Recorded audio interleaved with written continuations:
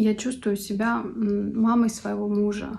Я забочусь о нем, готовлю ему еду, напоминаю ему о делах, бужу его на работу. Я постоянно решаю его проблемы, а он расслабленный и ничего не делает. А как ты при этом себя чувствуешь? Я чувствую себя недовольной и истощенной. Муж говорит, ты вечно недовольная и вечно злая.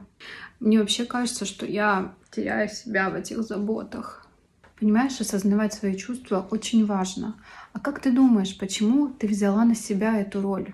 Я очень хотела быть нужной, но у меня есть ощущение, что он вообще не ценит того, что я для него делаю. Это может быть связано с динамикой ваших отношений. Ты чувствуешь ответственность за счастье своего партнера. Я устала, я не хочу быть его мамой. Верно. Прежде всего нужно расставить границы и обсудить ваши общие ожидания от отношений.